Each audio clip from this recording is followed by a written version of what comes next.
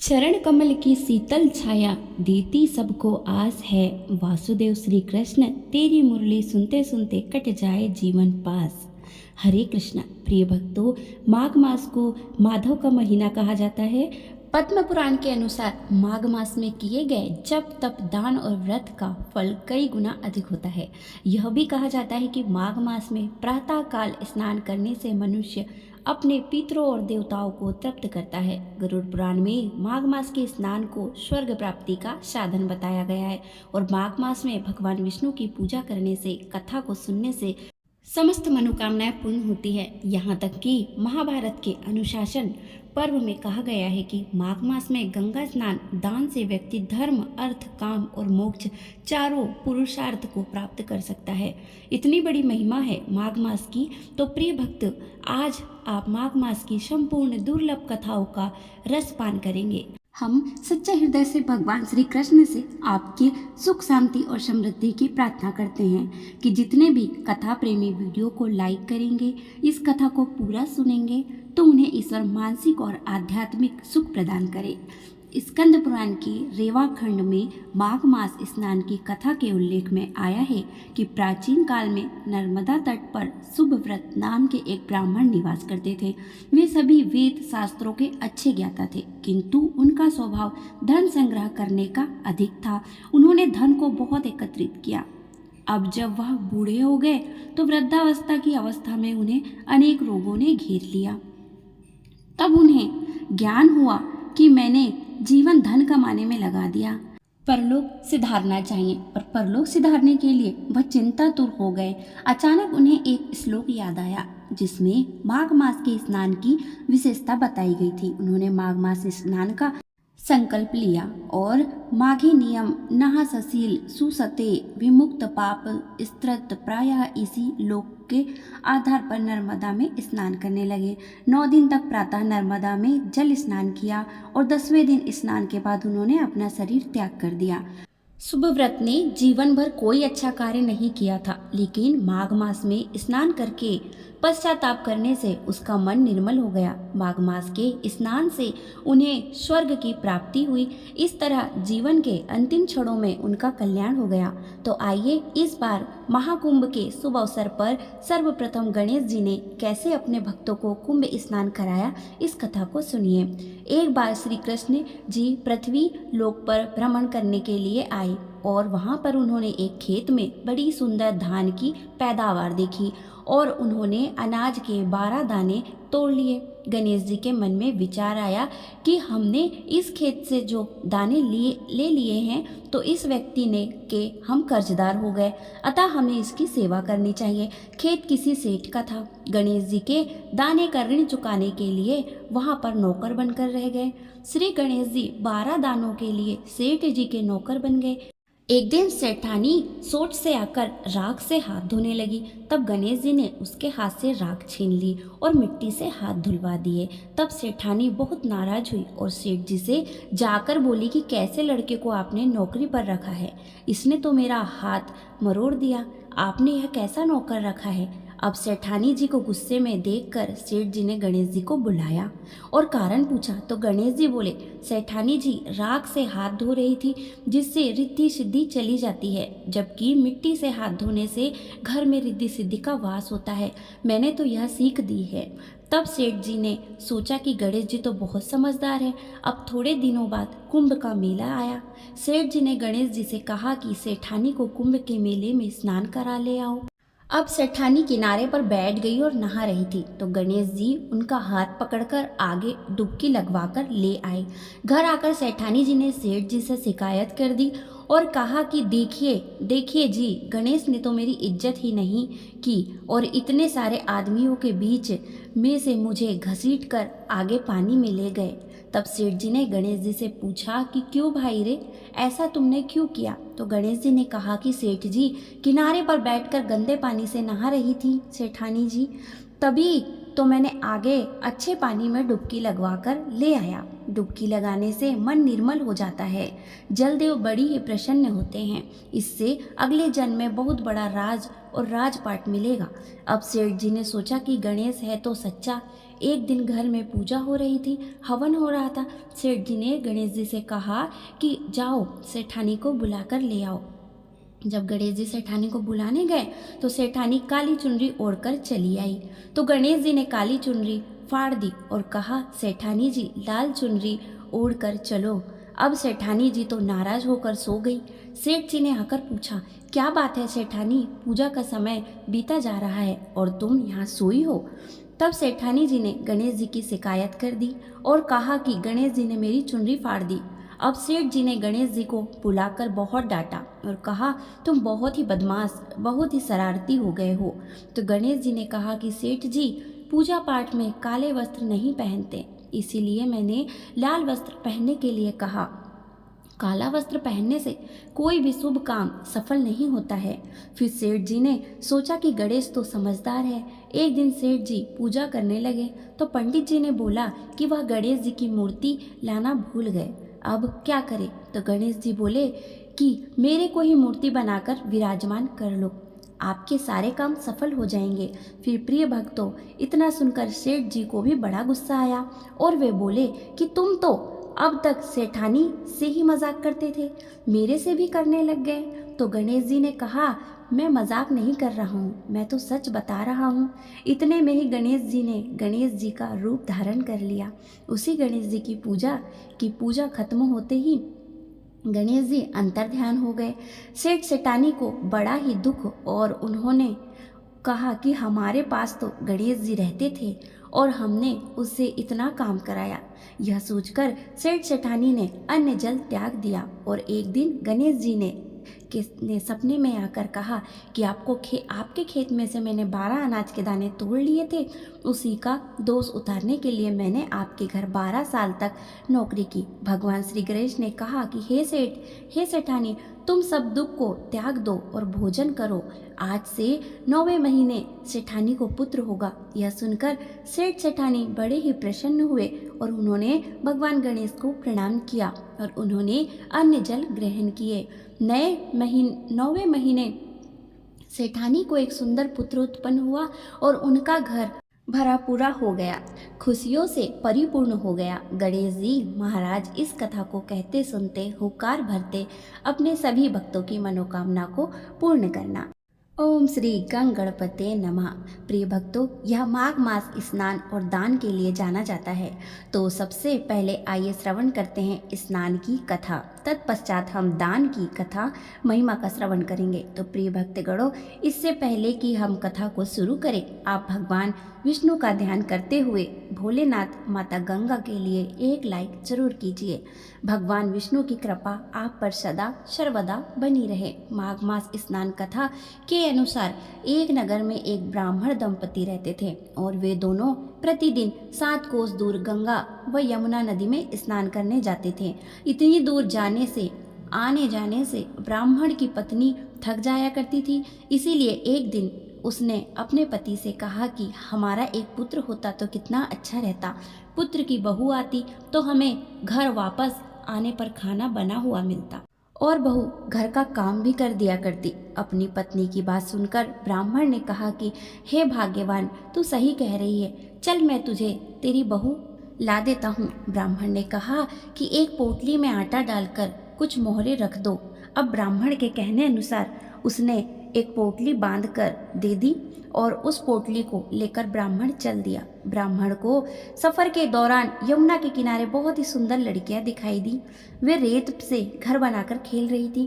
उसमें से एक लड़की ने कहा कि मैं अपना घर नहीं बिगाड़ूंगी, मुझे तो रहने के लिए यह घर चाहिए।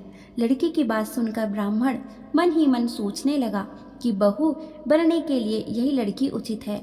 अब वह लड़की जाने लगी तो ब्राह्मण भी उसके पीछे पीछे उसके घर तक पहुंच गए। वहां जाकर ब्राह्मण ने उस लड़की से कहा कि बेटी, माघ मास चल रहा है, इसीलिए मैं किसी के घर खाना नहीं खाता। मैं अपने साथ आटा लेकर आया हूँ, तुम अपनी माता से पूछो क्या वह मेरे लिए आटा छानकर 4 रोटियां बना देगी। यदि वह मेरा आटा छानकर रोटी बनाएगी तो मैं रोटियां खा लूँगा। लड़की ने जाकर अपनी माँ को यह बातें बताई।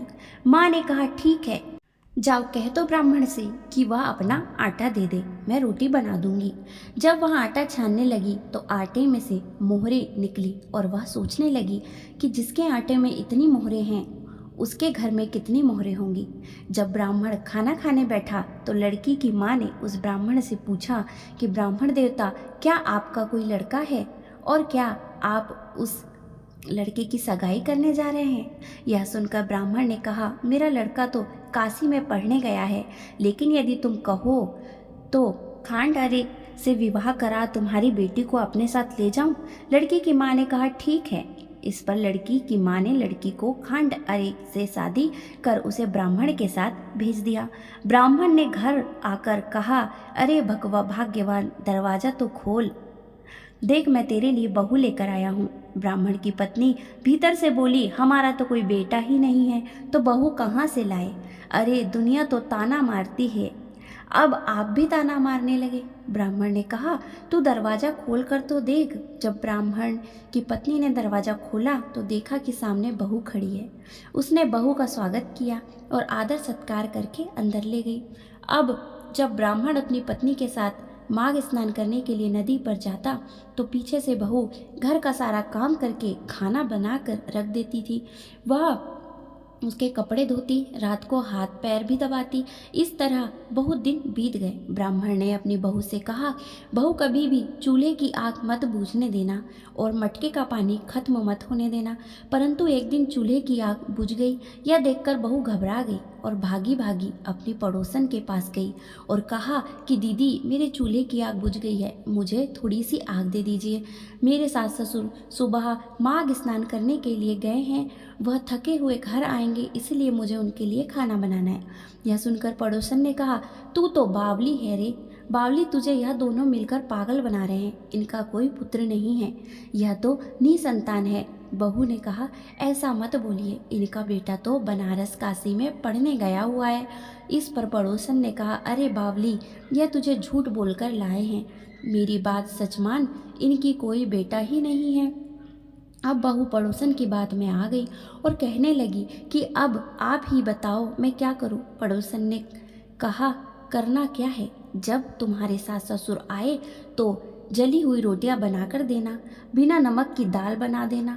पड़ोसन ने उसे अच्छे से सिखा पढ़ा दिया और फिर जब उसके सास ससुर घर वापस आए तो उसने उनका आदर सत्कार नहीं किया और ना ही उनके कपड़े धोए। जब उसके सास ससुर को खाना दिया तो सास बोली, बहू आज यह रोटियां जली हुई क्यों हैं और दाल भी अच्छी नहीं है। तब बहू ने पलट कर कहा, एक दिन ऐसा खाना खा लोगे तो कुछ बिगड़ नहीं जाएगा। सास ससुर को खरी खोटी सुनाकर वह फिर से पड़ोसन के पास गई और बोला, दीदी अब आगे क्या करना है? पड़ोसन ने कहा कि अब तुम सातों कोठों की चाबी मांग लेना। प्रिय दोस्तों, जब अगले दिन उसके सास ससुर जब स्नान करने के लिए जाने लगे तो बहू जिद पर अड़ गई कि मुझे तो सातों कोठों की चाबी चाहिए। तब ससुर ने कहा कि इसे चाबी दे दो और सास ने बहू को चाबी दे दी। सास ससुर जाने के बाद जब बहू ने दरवाजे खोले तो देखा कि किसी में अन्न भरा है, किसी में धन भरा है और किसी कोठे में बर्तन भरे पड़े हैं। अब उसने सबसे ऊपर का 7वां कोठा खोला तो देखा कि शिव जी, पार्वती जी और गणेश जी, लक्ष्मी जी, माता पीपल पथवारी, कार्तिक के ठाकुर, राई, दामोदर, तुलसी जी का बंडला, गंगा, यमुना और 33 कोटि देवी देवता विराजमान हैं। वहीं पर एक लड़का चंदन की चौकी पर बैठा माला जप रहा है। यह सब देखकर उसने लड़के से पूछा, तुम कौन हो? तब लड़का बोला कि मैं तेरा पति हूँ, तूने पहचाना नहीं? अभी दरवाज़ा बंद कर दो, मैं भगवान जी का ध्यान कर रहा हूँ, जब मेरे माता पिता आएंगे तब दरवाज़ा खोलना। यह देखकर बहू बहुत ही खुश हुई और 16 श्रृंगार सुंदर वस्त्र पहनकर अपने सास ससुर का इंतजार करने लगी। उनके लिए बहुत ही स्वादिष्ट पकवान भी बनाए।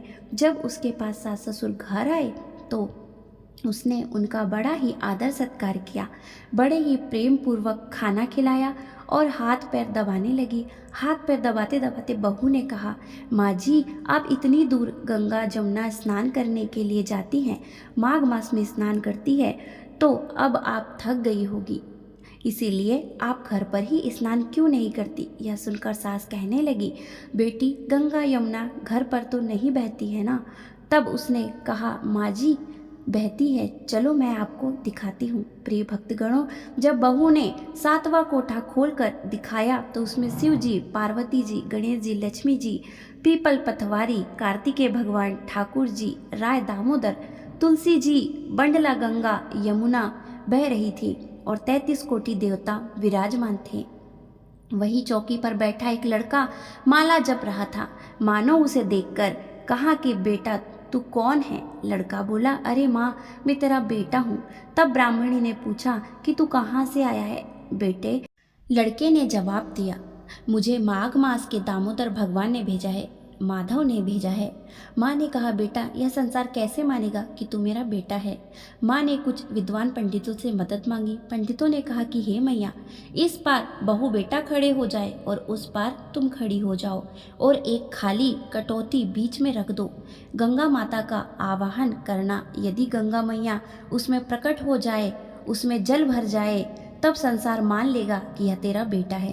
प्रिय भक्तगणों, माँ और बेटे इस पार और उस पार खड़े हो गए। बीच में कठौती रखी गई और माँ ने कहा कि हे गंगा मैया, हे माघ मास के भगवान, हे कृष्ण जी, यदि मैंने आपकी भक्ति पूर्वक सेवा की हो, यदि मैंने गंगा स्नान पूरे श्राद्ध भाव से, श्रद्धा भाव से किए हैं, तो इस कटौती में गंगा मैया साक्षात प्रकट हो जाए और मैं पूरे जगत को बता सकूं कि यह मेरा बेटा है। प्रिय भक्तगणों, ऐसा कहते ही कटौती में गंगा मैया आ गई। यह सब कुछ देखकर ब्राह्मण और उसकी पत्नी के खुशी का ठिकाना नहीं था। सारे नगर के लोग भी यह मान गए कि असल में बुढ़िया का ही बेटा है, इस ब्राह्मणी का ही यह बेटा है। जैसे ब्राह्मण और ब्राह्मणी को बेटा हुआ, बेटा आपने दिया, वैसे सबको देना। कहते सुनते हुकार भरते सबको सुख संपत्ति देना। जय कृष्ण भगवान, जय हो गंगा मैया, हर हर महादेव, पार्वती माता की जय। प्रिय भक्तगणों, अब आप श्रवण करेंगे माघ मास में सुनी जाने वाली बुढ़िया माई की खिचड़ी की कथा। एक गांव में गरीब बुढ़िया माई रहती थी। उनका अपना कोई सगा नहीं था। वह दिन रात कान्हा जी की भक्ति में लीन रहती थी और रोज सुबह गंगा स्नान करने के लिए जाती थी। उस निर्धन बुढ़िया की भक्ति से भगवान कृष्ण जी बहुत अधिक खुश थे और खुद उनकी कुटिया की खिड़की पर एक कटोरे में खिचड़ी रखकर रोज चले जाते थे, जिसे वह बुढ़िया माई स्नान करने के बाद में खा लेती थी। वर्षों तक यह सिलसिला चलता रहा, लेकिन उसकी पड़ोसन को इस बात की काफ़ी जलन थी। एक दिन जब बुढ़िया माई गंगा नहाने गई और कृष्ण जी उसके घर की खिड़की पर खिचड़ी रख कर गए, तो दुष्ट पड़ोसन ने वह खिचड़ी का कटोरा घर के पिछवाड़े में फेंक दिया। जब गंगा स्नान के बाद बुढ़िया माई घर लौटी तो उसने वहाँ कटोरा नहीं पाई। बुढ़िया माई बहुत दुखी हुई और भूखी ही रह गई। पड़ोसन ने यह सब देखकर बहुत खुश हुई, लेकिन जहाँ उसने खिचड़ी फेंकी थी वहाँ पर एक पौधा उग गया और उसमें सुंदर सुंदर फूल खिल गए, जिसकी सुगंध काफ़ी अलग थी। ऐसे ही एक बार की बात है, उस राजा उधर से गुजर रहा था तो उसे सुगंध काफ़ी अच्छी लगी, तो वह दोनों फूल तोड़कर रानी के लिए ले गए, जिसमें सूंघते ही रानी गर्भवती हो गई और उन्होंने 9 महीने के बाद 2 जुड़वा बच्चों को जन्म दिया। दोनों राजकुमार जब बड़े हुए तो किसी से बात नहीं करते थे, लेकिन अक्सर जंगल में शिकार खेलने चले जाया करते थे। वहाँ उसकी मुलाकात उसी बुढ़िया से होती थी। वह बात जब राजा को पता चली तो वह बहुत ही हैरान हुए। उन्होंने तुरंत सैनिक से उसे लाने को भेजा।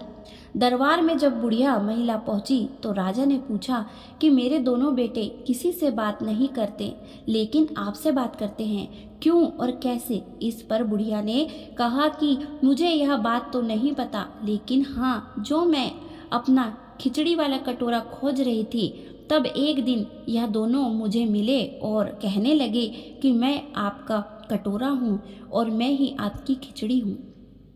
और तभी से यह मुझे मिलने लगे। राजा को यह बात सुनकर काफ़ी हैरानी हुई, लेकिन उसने बुढ़िया को प्रणाम किया और उन्हें राज दरबार में से विशेष अतिथि बनाकर हमेशा के लिए रख लिया।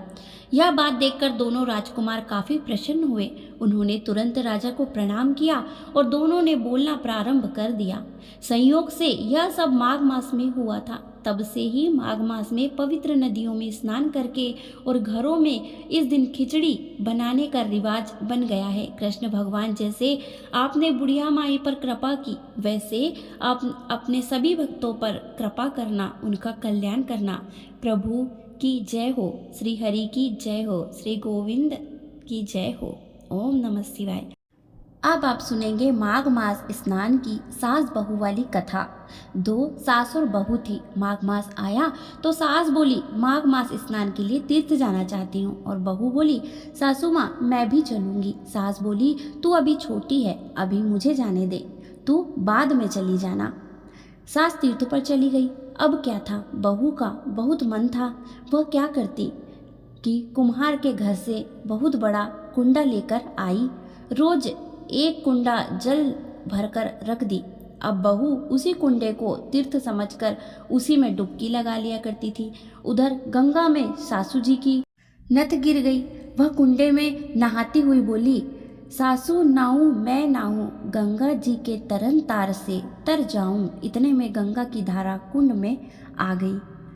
साथ में सासू माँ की नथ भी आ गई। बहू ने नथ पहचान ली और अपने नाक में पहन ली। महीना पूरा हुआ, सासू जी आई। घर लौटकर बहू सास का सामान लेने लगी तो सास नथ देखकर बोली, तू यह कहाँ से ले आई? तो वह बहू बोली, यह तो मेरे कुंडे में गंगा की धारा के साथ आ गई। अब सास बोली, मुझे ब्राह्मण भोज कराना है। बहू बोली, सासू जी 2 ब्राह्मण मेरे लिए भी खिला देना, मैंने भी माघ मास में स्नान किया है।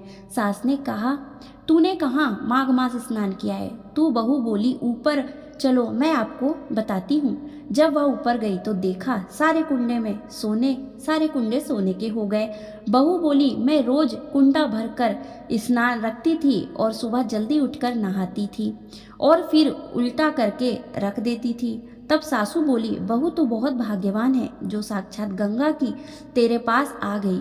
तूने श्रद्धा और विश्वास से माघ स्नान किया है तो भगवान ने तुझे फल दिया है। दोनों सास बहू ने धूमधाम से ब्राह्मण भोज किया और दक्षिणा देकर विदा भी किया। भगवान विष्णु जैसा आपने सब बहू को दिया है वैसा सबको धन देना। इस कथा कहानी को सुनने वाले सभी अपने सभी भक्तगणों को देना। हरे कृष्णा, हर हर महादेव। ओम नमः शिवाय।